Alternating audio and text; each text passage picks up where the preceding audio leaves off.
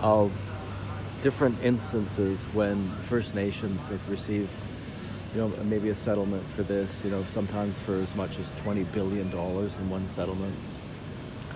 And when they've gotten a benefit sharing contract, and when they've been given extra educational opportunities, and there's just all kinds of things. Lots of government money for art to do things or to think up names. That's a huge bureaucracy. It's an Aboriginal industry, and it's super expensive at a time when we can't afford it.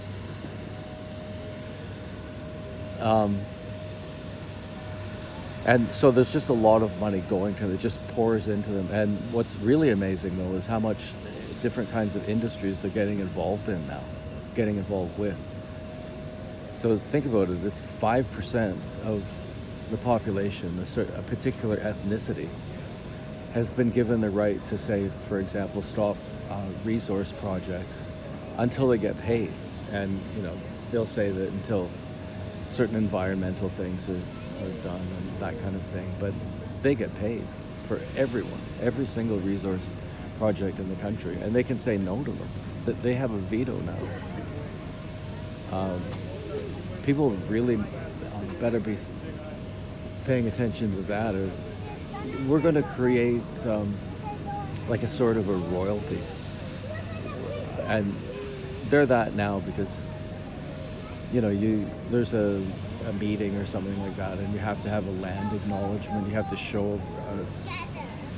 have a show of respect to this ethnicity that really only claim to fame is to have survived and to landed here first. But that's not enough. That's not enough to say that you own a place where, say, for example, that was built, right? The fact that we've established governments and established borders and passports and we pay taxes, what all of that implies is that Canada belongs to Canadians.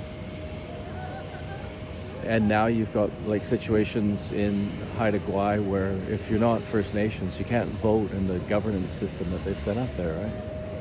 Richmond, they just took control of a huge piece of real estate. It's immensely valuable because of colonial efforts. It was colonialists that created the value of that property, and now they're taking it. Joffrey Lakes, I think it is, you can't go there. They're trying it in a whole bunch of different places to set it up so that if you're not First Nations, you can't enter a certain property, you can't go moose hunting in a certain place and things like that. They're taking control.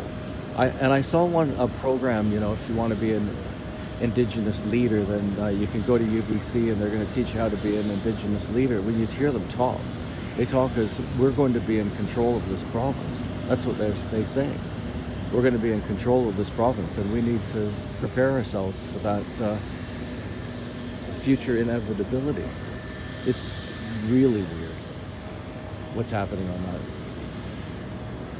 on that issue, on the First Nations issue. It's just crazy. And then you've got the other thing is that